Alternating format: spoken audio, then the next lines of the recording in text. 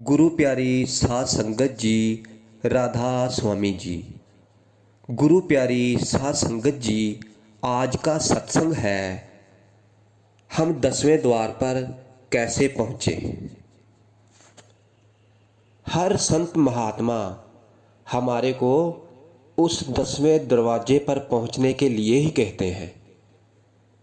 आप कहते हैं कि जो तुम्हारे अंदर 10वां दरवाज़ा है, 10वीं खिड़की है, जब तक वो नहीं खुलेगी तब तक तुम्हारे को असल सच्चाई का पता नहीं चलेगा। क्योंकि भजन सिमरन इसीलिए किया जाता है और इसीलिए करने को कहा जाता है ताकि हम उस 10वें दरवाजे, उस 10वीं खिड़की तक पहुंच जाएं। अब ये 10वां दरवाज़ा कौन सा दरवाज़ा है, पहले तो हमारे को ये जानना बहुत ही ज़रूरी है। क्योंकि हमारे शरीर के 9 द्वार हैं, 2 आँखों के, 2 कानों के, 2 नाकों के, 1 मुंह का और 2 नीचे मलमूत्र के। और ये सभी के सभी 9 द्वार बाहर की तरफ खुलते हैं। और ये कैसे खुलते हैं?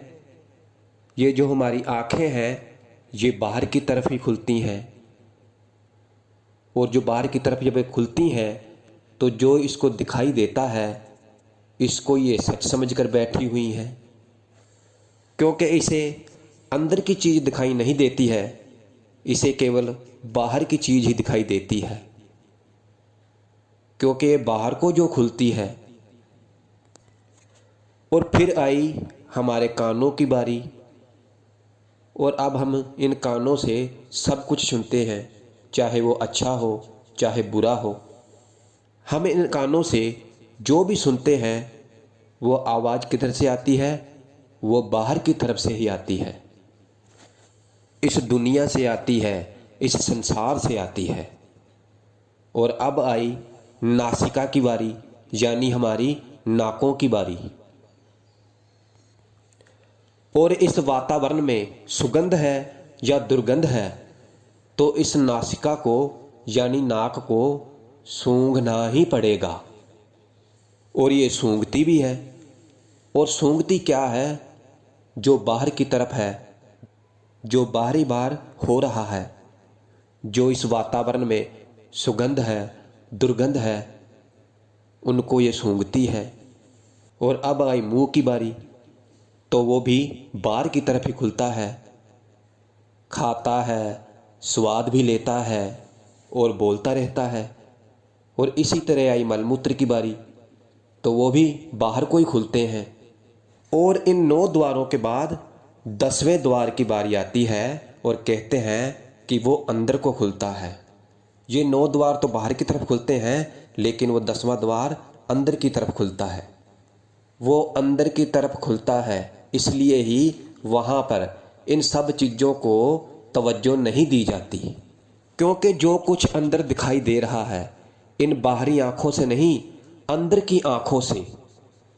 और जो कुछ सुनाई दे रहा है इन बाहरी कानों से नहीं, अंदर के कानों से।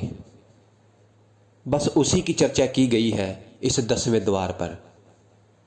और इसीलिए इस 10वें द्वार को खोलने के लिए भजन सिमरन पर, भक्ति पर इतना जोर दिया जाता है। इसीलिए हमारे सतगुरु कहते हैं ना कि भजन सिमरन करो, नाम की कमाई करो, तभी तुम्हारा कुछ बनेगा। और वो बनेगा क्या? हम इस 10वें द्वार पर पहुंच जाएंगे। और भाई, इस 10वें दरवाजे तक पहुंचने के लिए हमको क्या करना है ये तो हम सबको पता ही है, हम सबको मालूम ही है। तो भाई, 10वें द्वार पर पहुंचने के लिए हमें क्या करना है वो तो हम जानते भी हैं और करते भी हैं। और कितने लोगों को फ़ायदा हुआ है और कितने लोग इस 10वें द्वार पर पहुंचे हैं ये आप खुद विचार कर सकते हो। क्योंकि अनगिनत जीव आत्माएं ऐसी हैं जो यहाँ पर आई और सिमरन करती रही और भजन भी करती रही, लेकिन उनको ना ही कुछ अंदर सुनाई दिया और ना ही कुछ दिखाई दिया। और क्यों नहीं दिखाई दिया? क्योंकि वो कभी उस 10वें दरवाजे पर पहुंची ही नहीं। क्योंकि ये जो 9 द्वार हैं ये बहुत ही शक्तिशाली हैं, पावर वाले हैं, और ये हमें ऊपर उठने ही नहीं देते। और इस 10वें द्वार पर पहुंचने के लिए एक रास्ता है। कहते हैं कि ये जो धरती है ये बहुत ही विशाल है, शक्तिशाली है। ये धरती हमेशा हमको अपनी तरफ खींचती है। और ये धरती हमको क्या नहीं देती? खाने के लिए अन्न देती है, पीने के लिए पानी देती है, फल फ्रूट देती है, पुष्प देती है, उनकी सुगंध देती है। मतलब जो भी हमारी ज़रूरत की चीज़ें हैं वो हमको ये धरती ही देती है। इसलिए इस धरती के अंदर एक शक्ति है कि वो हमारे को अपनी तरफ ही खींचती है। क्योंकि यह धरती नहीं चाहती कि हम ऊपर की तरफ जाएं, क्योंकि इसके अंदर खास ये शक्ति है, ये हमको अपनी तरफ ही खींचती है। यहाँ तक कि जब हमारी मृत्यु होती है और जब हमको जलाया जाता है तो हमारा शरीर जब मिट्टी बन जाता है तो वो भी इस धरती में ही समा जाता है, इसकी मिट्टी में ही रल जाता है।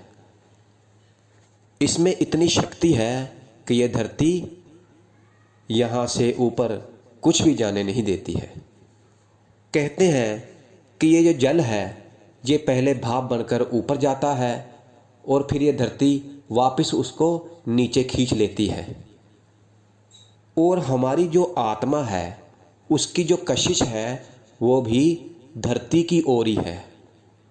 और जब हम भजन सिमरन पर बैठते हैं, जब हम धरती पर बैठ के सिमरन करते हैं तो नीचे बिछाने के लिए कोई चादर ले लेते हैं या दरी ले लेते हैं, तो उस समय भी धरती हमारे को अपनी तरफ ही खींचती है।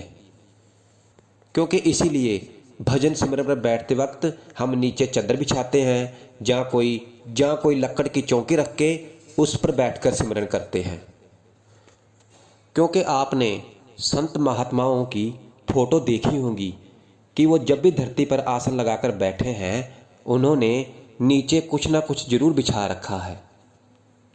वो अपने नीचे कुछ ना कुछ जरूर बिछाकर बैठते हैं ताकि वो इस धरती के संपर्क में ना आए।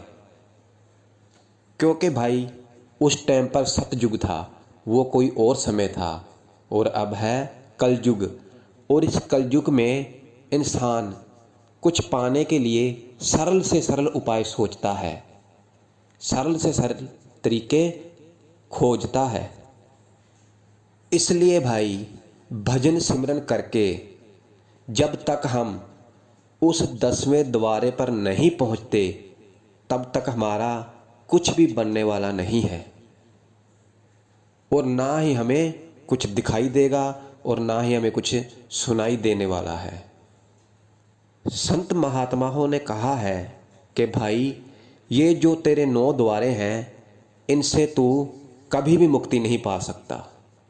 अगर मुक्ति पानी है तो तुम्हारे को इन आँखों से देखना होगा, बाहरी आँखों से नहीं, अंदर की आँखों से देखना होगा।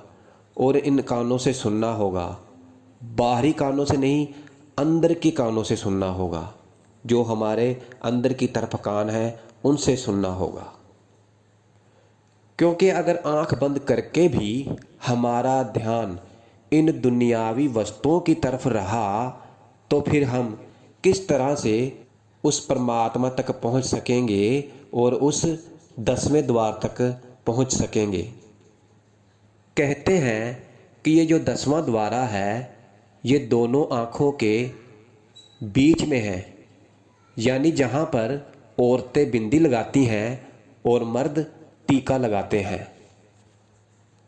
और आपने ये अनुभव भी किया होगा कि आत्मा जब शरीर से निकलती है तो शरीर तो यहाँ धरती पर ही रह जाता है और जो आत्मा है वो ऊपर की तरफ चली जाती है और फिर उस शरीर को मिट्टी को सुपुर्द कर दिया जाता है। वो शरीर मिट्टी हो जाता है, चाहे वो जलकर हो जाए और चाहे उसको मिट्टी में दबा दिया जाए, फिर मिट्टी में रल जाए।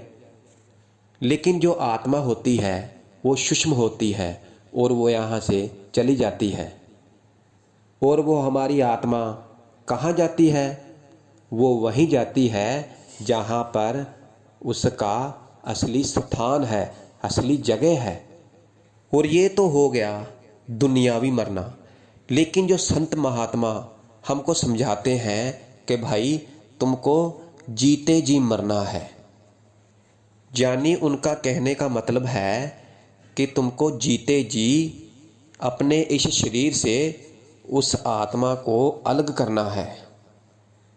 और जब वो आत्मा तुम्हारे शरीर से अलग होगी तो फिर वो आत्मा 10वें द्वारे पर पहुंच जाएगी।